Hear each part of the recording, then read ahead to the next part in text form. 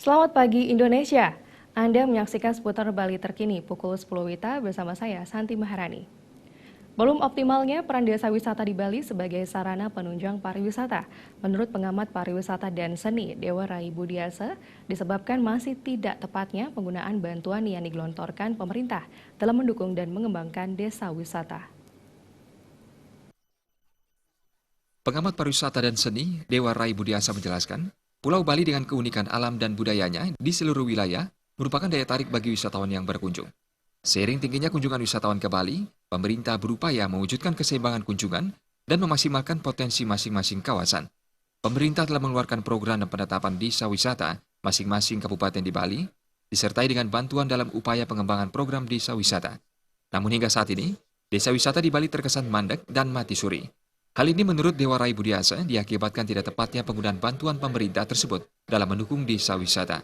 Pengamat pariwisata dan seni yang juga mantan staf KBRI Jerman ini mencontohkan, pihaknya banyak menemukan bantuan desa wisata justru dipergunakan untuk infrastruktur maupun pengairan, padahal semestinya diperuntukkan untuk pelatihan masyarakat maupun menunjang atraksi budaya di desa yang telah ditetapkan menjadi desa wisata.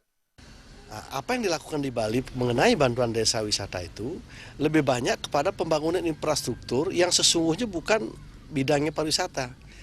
Kalau di dasarnya desa wisata itu yang sebenarnya sudah dikembangkan ketika saya masih ada di Jakarta bersama-sama dengan Bapak Sri Budoyo ketika itu tokoh pariwisata nasional kita, pengembangan desa wisata itu adalah dalam rangka meningkatkan prasarana dan sarana rumah-rumah penduduk untuk dijadikan layak huni, layak inap. Ini sesungguhnya.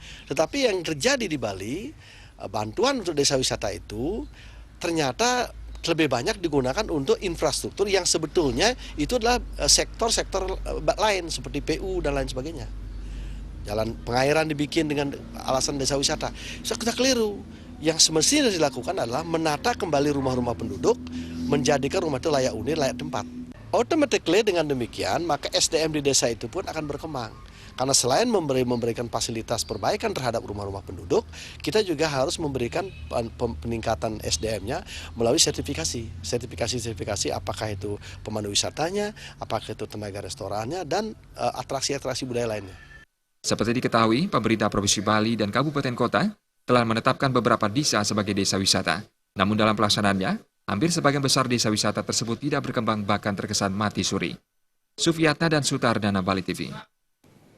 Kami akan kembali di seputar Bali terkini 1 jam mendatang. Selamat pagi dan sampai jumpa.